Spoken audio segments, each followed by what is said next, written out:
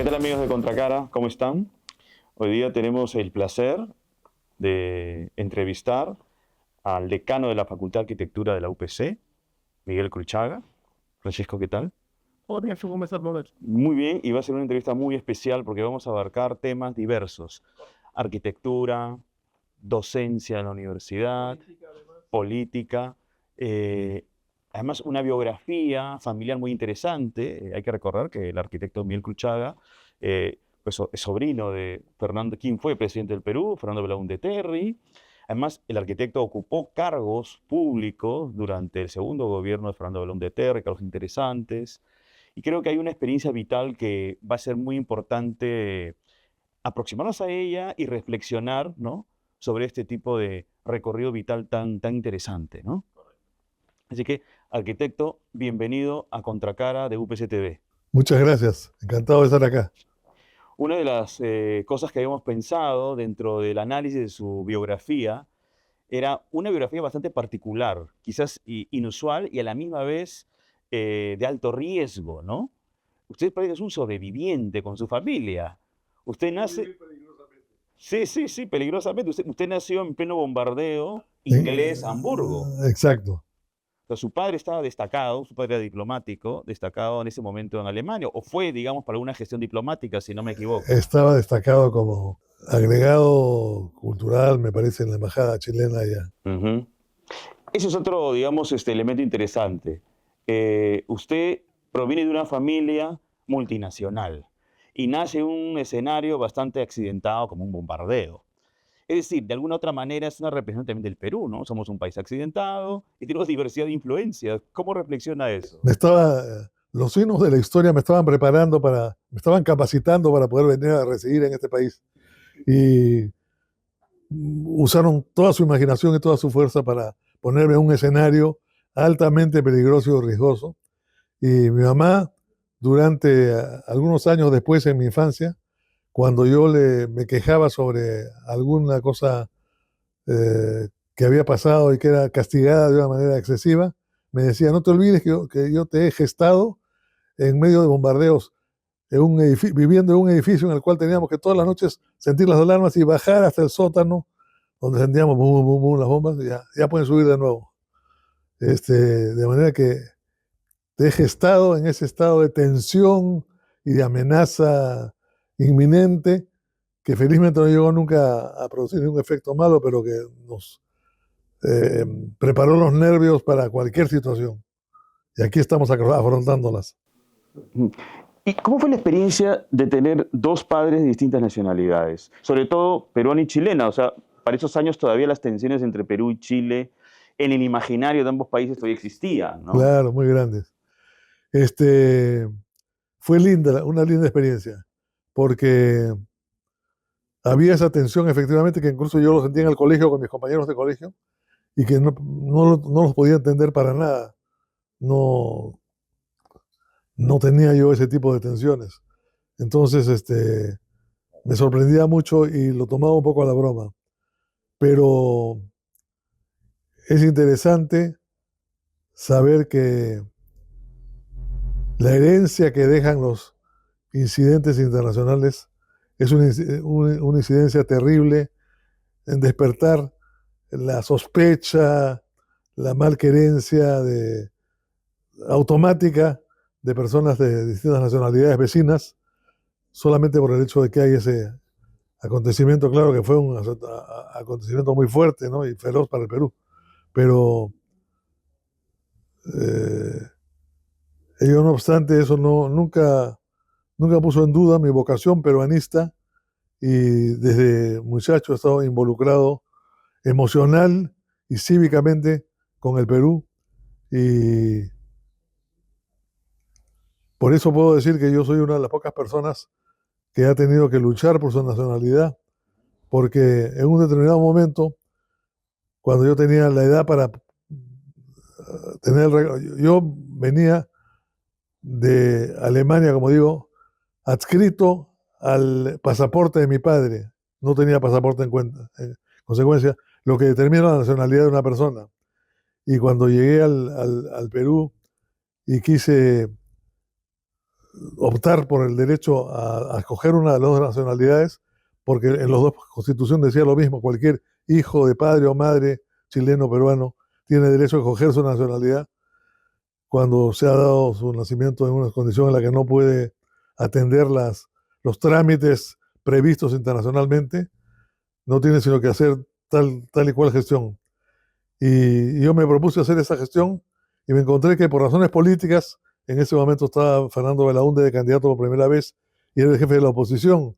Entonces, yo prematuramente inmiscuido en esas cosas, tenía 18 años, fui considerado el ratón al cual había que cortarle la cola. Y no me daban el reconocimiento de nacionalidad, así se llama el trámite, reconocimiento de nacionalidad, aparentemente por razones políticas, según me dijeron algunos funcionarios de la Cancillería, con los cuales llegué, por la frecuencia con la que los visitaba, a hacerme amigo, y me ayudaron con gran sentido de la amistad solidaria. Y finalmente, cuando terminó este incidente, vino el famoso golpe militar de Pérez Godoy, y en el golpe militar de Pérez Godoy, al día siguiente del golpe militar, fui a Torretarle para ver qué pasaba, y el ministro de Relaciones Exteriores, recién jurado, me dijo: creo, he encontrado en el último cajón de mi escritorio un expediente que parece que está perdido ahí hace varias semanas, con su título de propiedad. Quiero felicitarlo porque lo ha obtenido usted. Me dio la mano y me entregó el título. Así que así empezó mi vida como ciudadano. Usted se ha acercado a sus grandes pasiones, ya me imagino, de manera temprana, es decir, la política, la arquitectura. Y seguramente habrá influido su entorno, ¿no?, familiar. ¿Qué nos puede contar? Muchísimo, por supuesto que sí. Desde muy chico yo tuve una afición grande por la arquitectura. Mi papá, luego de que se casaron con mi mamá en México, vinieron al Perú y yo ya había nacido en Alemania, perdón. Vinieron al Perú y estando en el Perú, mi padre decidió invertir algunos ahorros que tenía en viviendas para alquiler y buscarse una manera de vivir, de financiar su vida así. Entonces, yo lo acompañaba a las obras, era pequeño todavía, y mi papá, cuando llegaba a una obra, por ejemplo, había un parqué en el suelo. Entonces me decía: a ver, ¿por qué no te armas un juego de parqué para tener una trama distinta que la habitual? Entonces yo jugaba toda la mañana con los parqués, y después de un rato venía donde mí y, simulando un asombro que estoy seguro que no sentía, me decía: pero qué lindo lo que has hecho, no sé qué. A ver, maestro, coloca los parqués así. Así que empecé a ser arquitecto de muy chico. Y además de eso, nuestra relación familiar con la familia de Fernando Belaúnde, que era mi tío carnal, era muy cercana porque vivíamos frente a frente, en dos casas que estaban una frente a la otra. Y nos veíamos todos los días. Y Belaúnde se dio cuenta que yo podía tener alguna inquietud por la arquitectura, entonces me llevaba a conocer las cosas que estaba haciendo, por ejemplo, las unidades vecinales, y me estimuló a que yo tomara pasión por la arquitectura desde muy temprano, de manera que efectivamente mis dos vocaciones más fuertes nacieron de esa manera. Ahora, es una pasión especializada, pero también la arquitectura es una disciplina que tiene una vinculación cultural muy poderosa, ¿no? Es decir, hay que tener una visión de mundo, una visión humanística para poder dedicarse a ella. Sí, bueno, me imagino que algo de eso tenía incipiente yo Ujú. en esos años. Y gracias al estímulo que mi padre me dio, el frecuentar a Fernando Belaúnde, tuve oportunidad de conocer un poco más de esas cosas. Fernando Belaúnde tenía en esos años una revista llamada El Arquitecto Peruano, y esa revista era una revista de circulación muy limitada, pues, porque era solamente para arquitectos. Entonces, un día me propuso: ¿te gustaría ser distribuidor del Arquitecto Peruano? Entonces yo le dije: sí, claro. Entonces me propuso que me comprara una bicicleta, le pusiera una canasta y pusiera eso lleno de revistas, y recorriera toda la ciudad, y en todo puesto de revistas que yo viera, fuera y le ofreciera al Arquitecto Peruano. Dejara 3 o 4 números con la condición de que lo pusieran en la vitrina. Y eso lo hice durante muchos años. Para que al menos la gente sepa que existía la Para que, revista, ¿no? o sea, es una revista que estaba empezando recién. Bueno, con el correr de los años, cuando él llegó a la presidencia la primera vez, me encargó la dirección de la revista. Y eso lo hice durante todo el tiempo que vino después de eso, hasta que cuando se murió me dejó la revista, que ahora es básicamente es una página web en la que están todos los ejemplares de la revista que salieron durante los 40 años de su existencia. Y es un referente para los estudiantes de arquitectura que es indispensable. Yo le preguntaba acerca de lo humanístico, porque estando en su casa uno observa que usted tiene una biblioteca realmente hermosa, no solamente por lo estético, sino también por el contenido de sus anaqueles. Entonces, este es un asunto que no viene de adultez, este es un asunto que ya viene desde una temprana edad y calculamos por una influencia familiar. Claro que sí. Bueno, ¿qué puedo decir sobre eso? Lo único que se me ocurre en este momento, como un homenaje, es recordar a mi queridísimo amigo Mario Vargas Llosa, que decía que a él se le abrió el mundo cuando empezó a leer, porque cuando empezó a leer se dio cuenta de todas las posibilidades que tenía la vida, la historia, los acontecimientos, y cómo eso le abrió el horizonte de la existencia y le dio una motivación y un entusiasmo para vivir que lo hicieron ser el gran premio Nobel que fue. A mí no me pasó en esa misma escala, desgraciadamente, pero recuerdo mucho esa época con mucha gratitud, porque es una época en la que uno lo que necesita es reforzar sus sueños. Los sueños vienen naturalmente, pero esos sueños, cuando uno cuenta o se da cuenta de historias que son de alguna manera cuentos parecidos, similares, es mucho más grande. Uno se siente identificado con ellos y con ganas de vivirlos también y de tomar la decisión de ser leal a sus sueños. Miren, en su caso, también como Mario Vargas Llosa, una de las pasiones ha sido la política, Sí. también, ¿no? Entonces, ¿nos puede contar cómo, bueno, desarrolló esta pasión junto con la arquitectura? Bueno, a mí me sucedió cuando tenía 16 años, estaba en quinto año de media. Fernando Belaúnde fue hecho candidato por primera vez a la presidencia de la República, básicamente por grupos artísticos, intelectuales, eh, por gente no metida en la política tradicional. Hicieron un movimiento lindísimo y el movimiento fue un movimiento muy poético, muy romántico y a mí me enamoró profundamente de la política eso. No, yo no tuve una inclinación hacia la política espontánea que yo la descubriera en otros medios. La descubrí en esa realidad en 1956, viviendo en la familia Belaúnde Terry y experimentando los entusiasmos, los calores, las esperanzas, las expectativas que la política generaba en mi alma.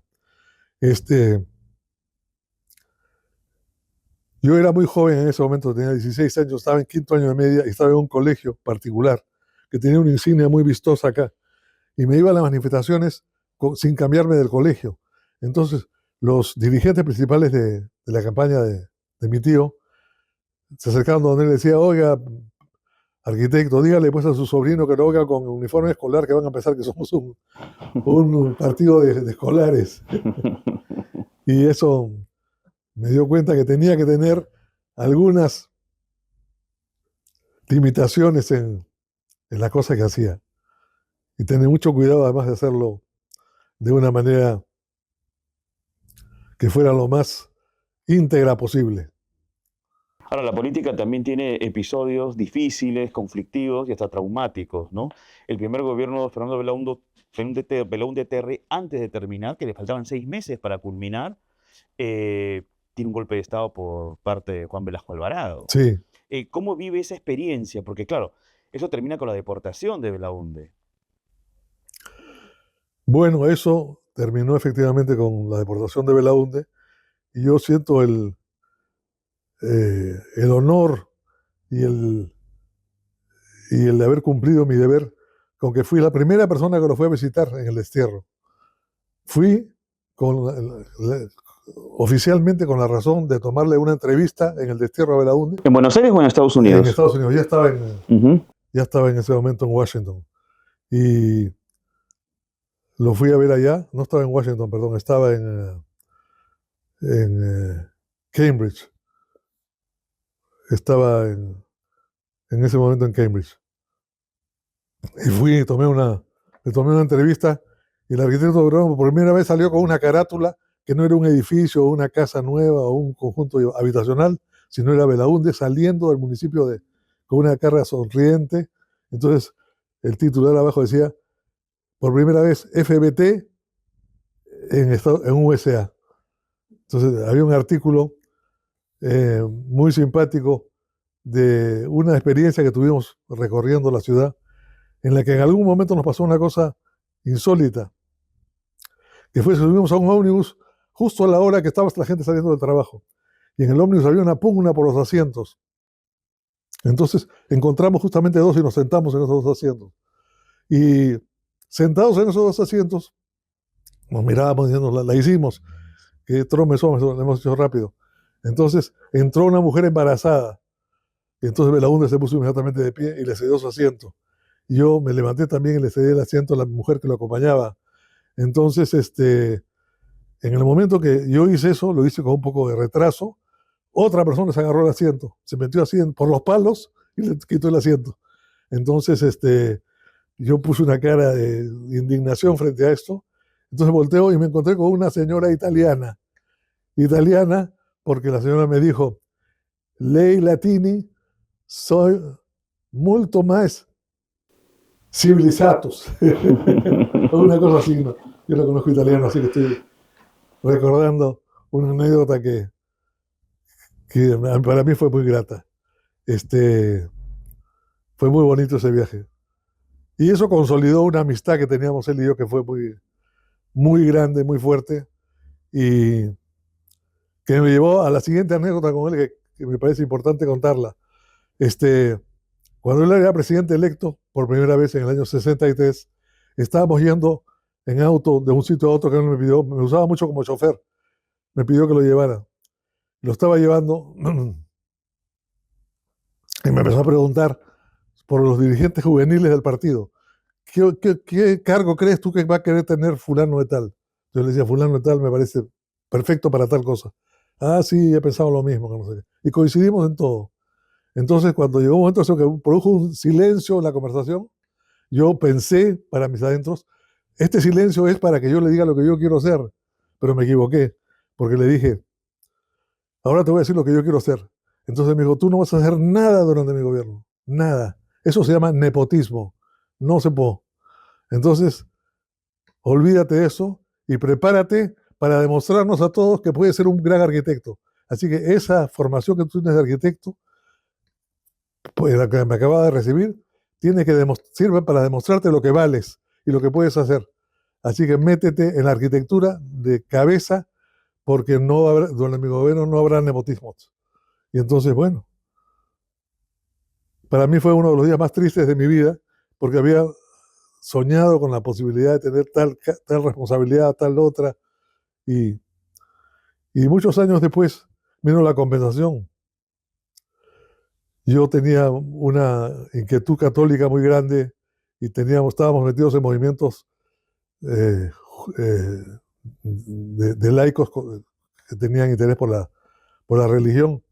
Y entonces mi tío se había enterado de eso y se anunció la venida del Papa. Entonces cuando se anunció la venida del Papa, él me llamó por teléfono y me dijo, tengo un cargo para ti, pero es ad honorem. Le dije, perfecto. Presidente de la comisión organizadora de la visita del Papa Juan Pablo II en el Perú. Perfecto, le dije. Y con eso terminamos de redondear el círculo de las experiencias. No, si con él solamente tengo experiencias que son inolvidables por la sensibilidad, por la solidaridad y por lo generoso que fue conmigo.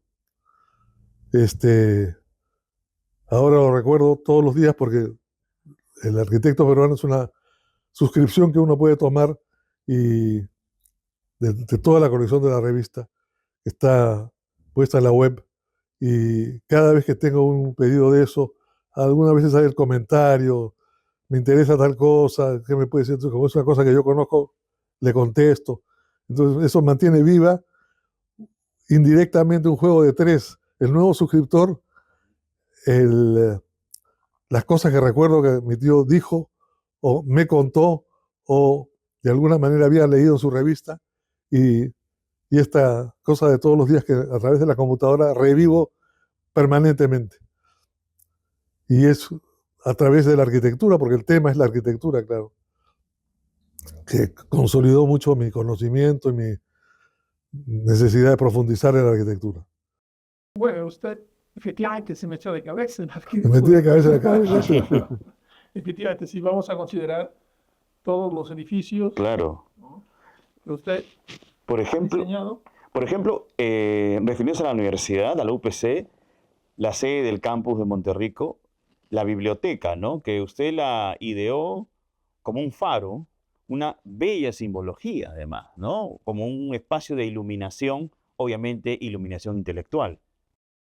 Sí, la idea es que la facultad, la universidad se concibió como una universidad clásica, ¿no?, de las más antiguas, que son dos hileras de edificios. Cada edificio representa una escuela o una facultad en términos contemporáneos. Y en el centro, entre estos dos pasadizos, en esos dos bloques de edificios, hay un edificio principal que generalmente es la biblioteca. Entonces, yo hice ese esquema, pero para romper un poco el formalismo excesivo, lo quebré un poco para llevarlo a un costado y mezclar la, la biblioteca con los comedores, las cafeterías, los sitios donde se toman los refrigerios. Y quedó muy bonita esa composición, es una composición muy libre, yo quedé muy contento con ella. Ahora, es un espacio donde tiene la posibilidad de captar muchísima luz natural, que es una de Sí, las características también más interesantes, ¿no? De la claro, edificación. la luz. Sí, exacto. Los libros están donde está la luz. Ujú. Los libros dan la luz. Los libros dan la luz, sí, pero también se sirven de la luz natural, ¿no? Sí, así es. Esa fue la idea. Fue una linda experiencia tener la oportunidad de hacer ese campus, que a diferencia de otras posibilidades, este campus tuvo la limitación que casi todo eso estaba construido. Entonces, cuando llegamos ahí, tuve que ver cómo hacer para adaptar algunas edificaciones, porque obviamente no se trataba de botar la plata, botar edificios y construirlos de nuevo. Entonces, hicimos varias adaptaciones que salieron bien interesantes y que funcionaron bien. Y no fue un campus demasiado, inicialmente me refiero al campus de Monterrico, demasiado oneroso, porque es un campus en el que se aprovecharon mucho las instalaciones que ya existían ahí. No el de la biblioteca, por supuesto, que es totalmente nuevo. Ahora, otra adaptación, me parece, usted me corregirá si me equivoco, tiene que ver con lo que es ahora el Museo de la Nación. No, el Museo de la Nación, El que fue antes el sí, edificio del Ministerio de Pesquería. claro. El Ministerio de Pesquería fue un concurso en el que nosotros participamos ya cuando yo estaba trabajando con los arquitectos, con dos arquitectos inolvidables de la modernidad en el Perú, Miguel Rodrigo Mazuré y Emilio Soyer Nash. Muy talentosos ambos y con una visión de la arquitectura que era realmente apabullante. Tuve la suerte de poderme asociar con ellos y hicimos una firma que se llamó Rodrigo Cruchaga Soyer. Y en esa firma, lo primero que hicimos fue meternos al concurso del Ministerio de Pesquería y lo ganamos. El Ministerio de Pesquería era un coloso que el gobierno que había entonces, que era el gobierno militar de Velasco Alvarado, quiso hacer de él el palacio, usaban esta palabra, el palacio para los pescadores. Entonces era el palacio de la riqueza natural que genera el mar. Entonces hicimos esta cosa como un edificio muy moderno, 50.000 metros cuadrados construidos. No había un edificio público más grande que ese. Y se hizo, pues, Ganamos el concurso, 56 equipos compitieron y ganamos el concurso y se construyó, tuvimos la suerte que se construyera. No siempre pasa eso en los concursos. Al final se produce alguna desavenencia entre los arquitectos y el cliente que quiere las cosas de otra manera, entonces deciden no seguir con ese arquitecto o con esa firma de arquitectos y terminamos, casi terminamos el edificio porque hubo parte del edificio que no terminamos. Y cuando eso se terminó, vino una cosa muy curiosa. Los militares que habían sido los autores del Palacio de la Pesquería, cosa que me parecía muy bien como idea, porque era para darle optimismo al país. Tenemos una riqueza que nos permite tener un edificio importante de arquitectura moderna. Decidieron estatizar la pesca. Recién terminado el Ministerio de Pesquería, que el Ministerio es un ente regulador cuando la actividad es privada, pero tener una actividad como la pesquería en manos del Estado no hacía necesario tener un palacio de la pesquería, no tenía sentido. Entonces, el edificio empezó a languidecer, a languidecer. Yo seguía yendo porque naturalmente yo tengo un sentimiento un poco paternal respecto a las cosas que he hecho. Le sigo la pista, voy, veo si está bien, si no está bien, propongo alguna cosa con la que se puede mejorar, un daño que ha tenido. Y me pasó lo mismo con el Ministerio de Pesquería. Y entonces en un momento dado pensé que el Perú no tenía un gran museo nacional, no lo tiene todavía. Se ha construido una estructura muy interesante, pero está muy lejos de Lima, en Lurín, y la realidad es que no lo han terminado. Y no tiene todavía muchas piezas, Y no además. tiene muchas piezas. Entonces, yo propuse lo siguiente, dije, el Perú tiene en este momento este edificio que está listo, está terminado. Y además hay un convenio peruano que le da al Perú la misma cantidad de dinero que él ponga en un gran museo nacional. Así que lo que podemos hacer es usar el casco de la estructura del Ministerio de Pesquería para hacer el gran museo nacional. Y de esa manera presentamos el coste de lo que ese edificio significó para el erario nacional y para conseguir una cantidad igual y con esa cantidad remodelarlo, ampliarlo, mejorarlo y convertirlo en gran museo peruano. Y entonces, con Photoshop y todas las cosas que hay, uno tiene tiempo de hacer todas esas cosas y hacer una gran campaña internacional para vender próximamente en el Perú. Se va a inaugurar el gran museo del Imperio Incaico y de todas esas cosas.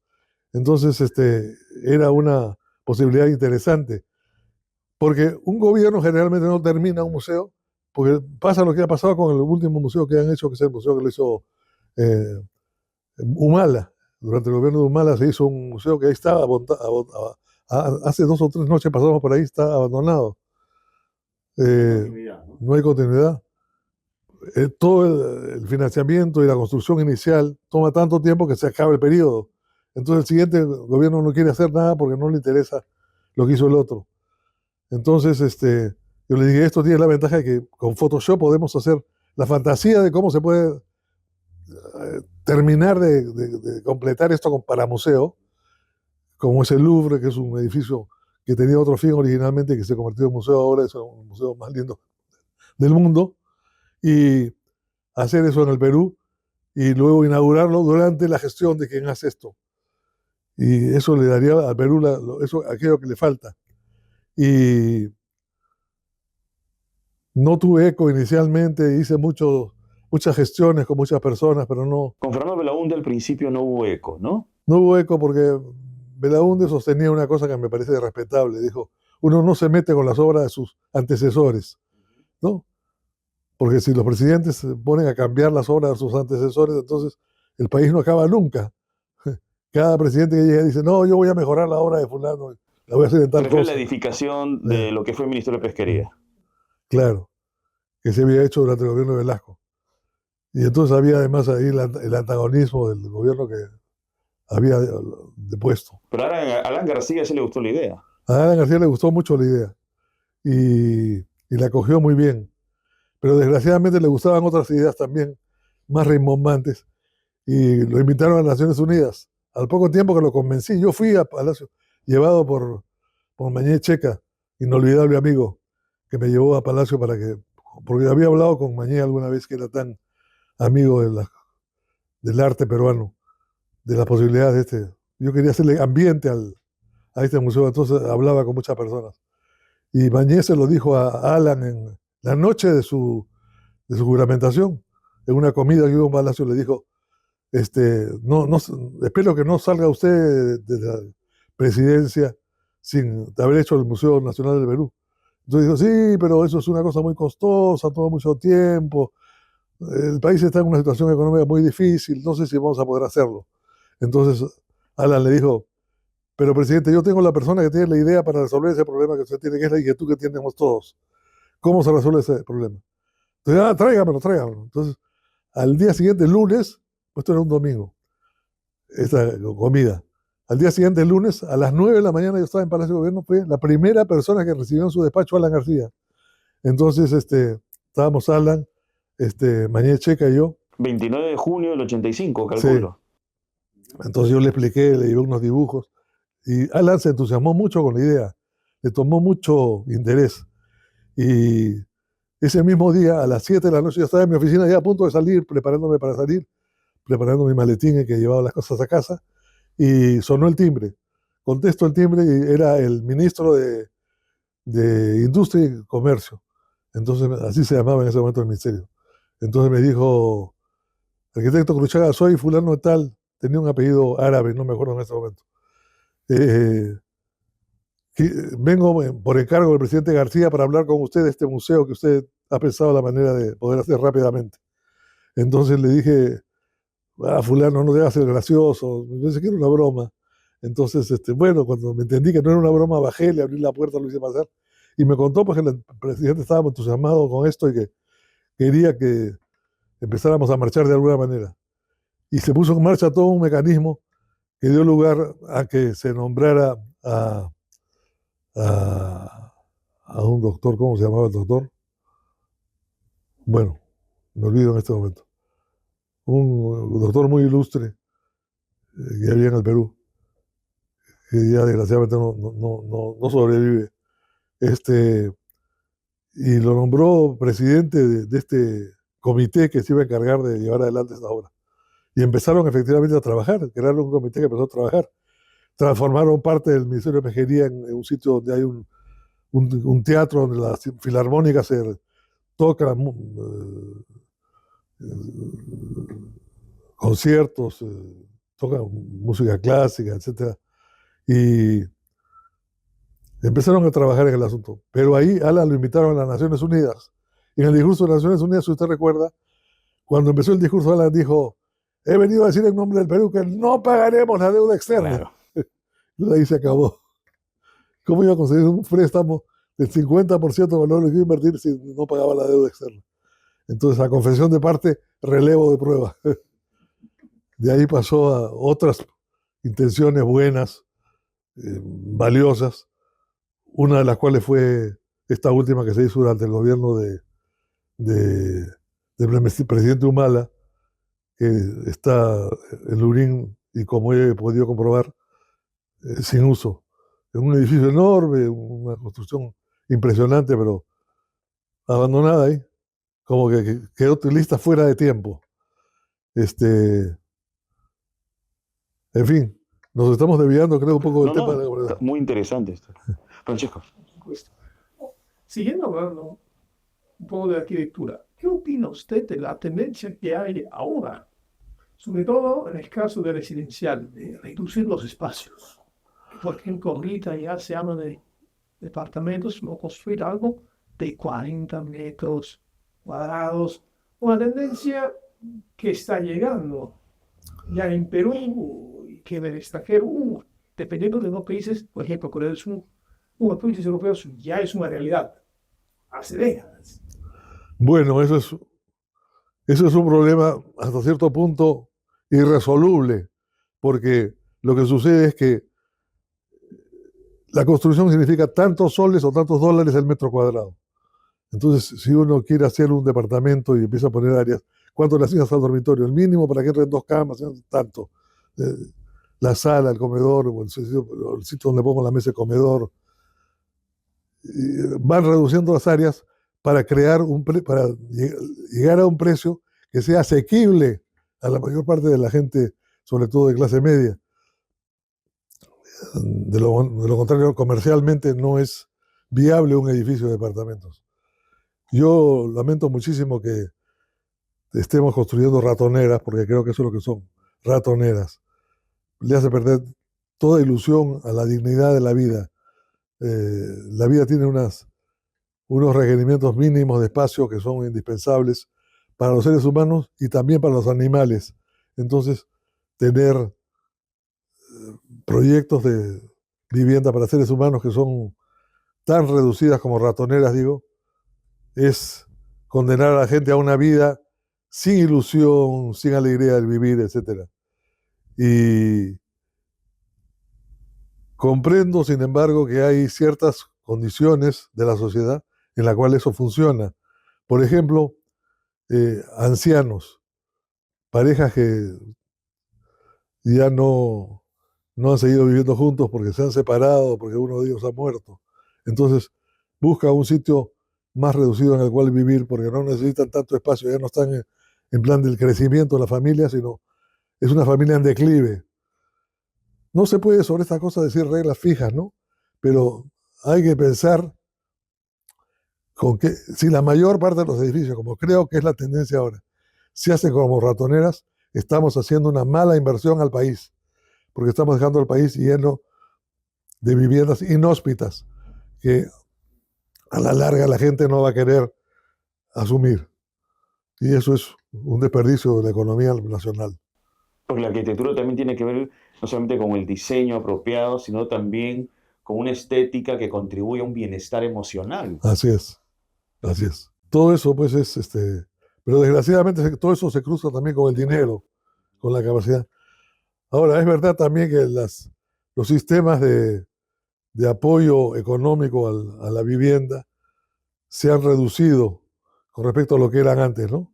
Antes había sistemas de mutuales, habían el banco hipotecario, el banco de la vivienda, una serie de instituciones que tenían medios presupuestales. Era una época también de una mayor holgura económica en el país, ¿no? Pero, por ejemplo, cuando la pesca era más grande, eh, pero ahora, pues, la situación económica, desgraciadamente, debido a acciones populistas de crear, como se ha creado, por ejemplo, con la minería, esta cosa del Reinfo, que son instituciones mediante las cuales se da permisos a la gente a tomar posesión de potenciales minas porque están en territorio nacional y ellos son nacionales y pertenecen a un sector económico que no puede financiar una exploración minera si es que no tiene las posibilidades que la minería exige. De manera que todo eso es una cosa que hay que discutir, muy delicado y que desgraciadamente se está discutiendo en este momento en el país de una manera, a mi juicio, muy irresponsable. Porque claro, los buenos son los que queremos darle reinfo a la gente, que dure más tiempo y que la gente tenga derecho a los sitios que invadieron. Esa no es una forma de construir una civilización. Los países se hacen para hacer civilizaciones y las civilizaciones se hacen sobre la base de que la civilización sea cada vez más fuerte, más robusta, más vivencial. Si nosotros convertimos la civilización en una barbarie, pues no hay civilización. Eso es civilización o barbarie.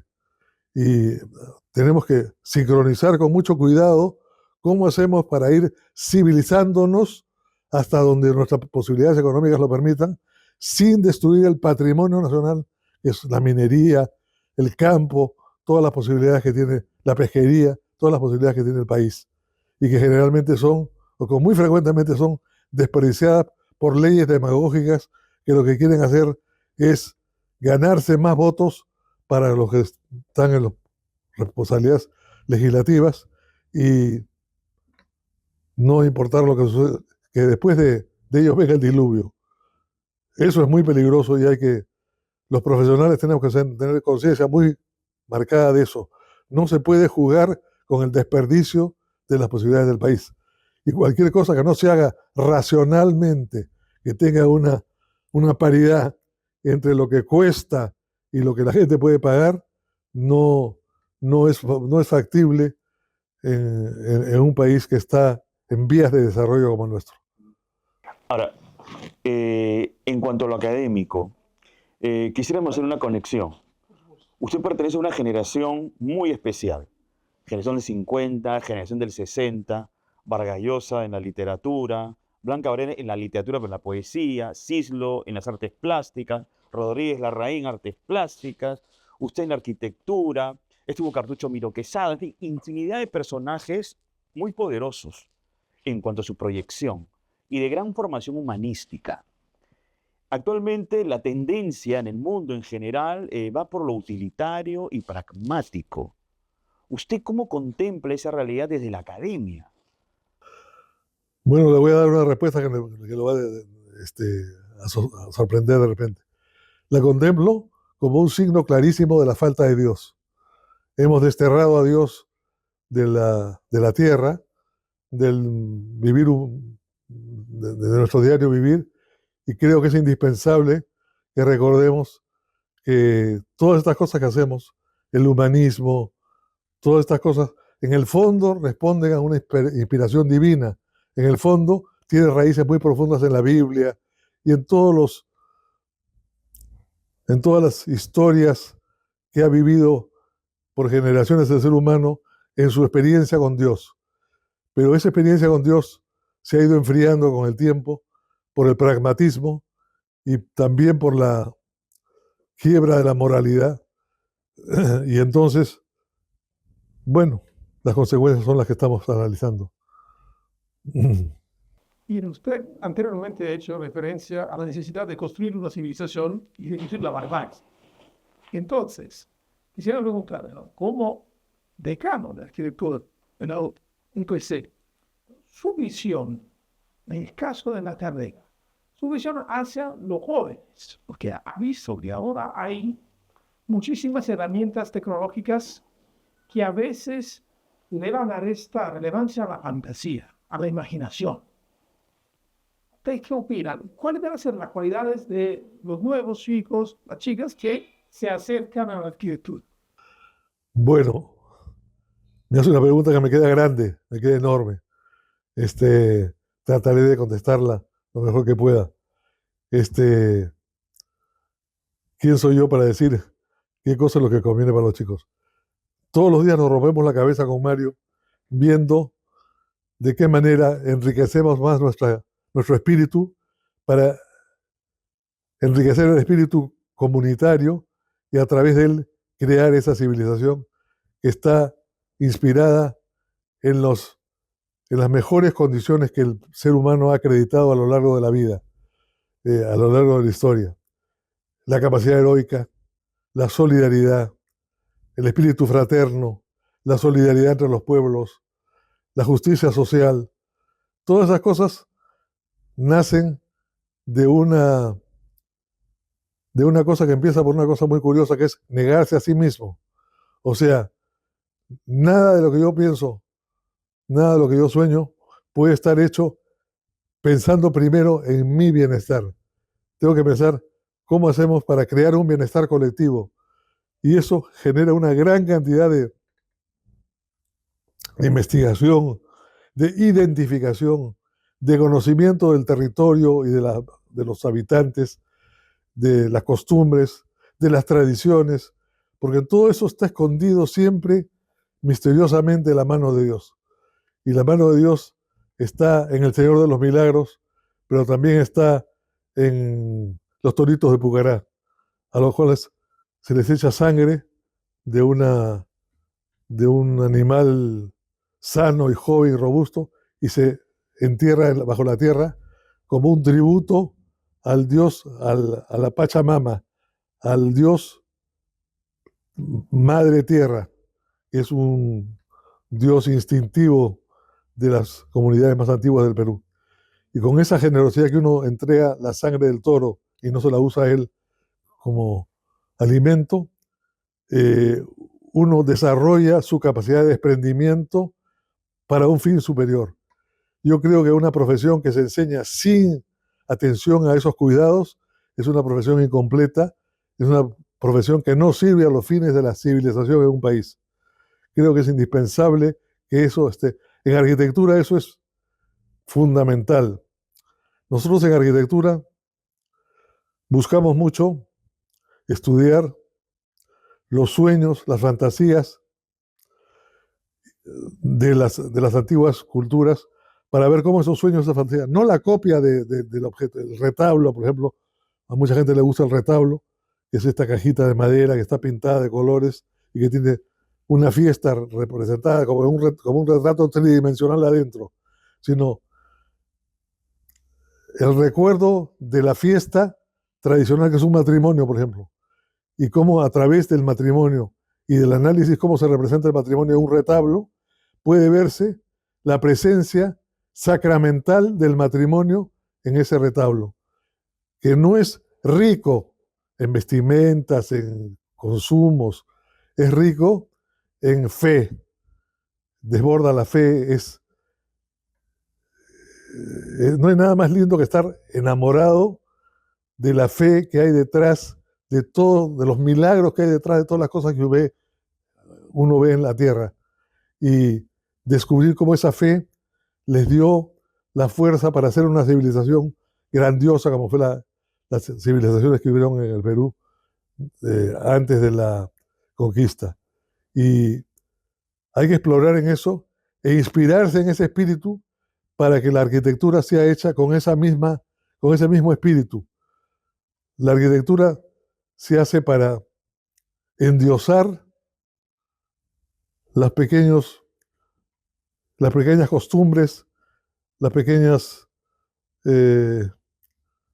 actividades, las pequeñas brujerías que la gente hacía, porque en esas brujerías está la búsqueda de Dios y la búsqueda de una salvación a través de un ser superior.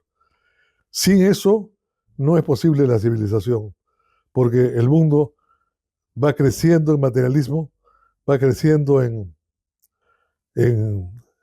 buscar ilimitadamente cómo saciarse, y eso, si yo me convierto en arquitecto para saciar mis necesidades materiales, entonces estoy desvirtuando completamente el sentido de la carrera. El sentido de la carrera es saciar las necesidades espirituales que tiene la gente que lo busca a uno para hacer arquitectura. Una persona que quiere hacerse una casa, quiere hacerse un templo, y la casa tiene que ser un templo. La casa tiene que ser un sitio en el cual uno llega y las mejores inspiraciones lo abruman a uno y lo motivan a vivir con más generosidad, con más apertura, con más grandeza. En eso consiste la carrera de un arquitecto. Un arquitecto es un mediador entre Dios y la tierra, que lo que hace es completa la obra de Dios, inspirándose en Él, inspirándose en su obra y haciendo de su obra pequeñas obras que rememoran y repiten de alguna manera la obra del Creador. Sin perder el significado simbólico. Sin perder el significado simbólico, es importantísimo. Y en el Perú es muy importante. Claro, usted como hombre de fe, para terminar, porque nuestro director me hace señas y me llama la atención después, pero usted como hombre de fe, ¿dónde deposita su fe en cuanto al futuro del país? Siendo un país que atraviesa momentos tan delicados y difíciles. En ti y en mí. ¿Y en Francesco también? Y Francesco también. Arquitecto, le agradecemos mucho esta entrevista. Encantado. Muchas gracias. Ha sido un gusto grande. Discúlpeme que estoy un poco afónico, pero tengo un problema en la garganta que no he logrado dominar todavía. Muy bien, ha salido muy bien. Muchas Muchísimas gracias. gracias.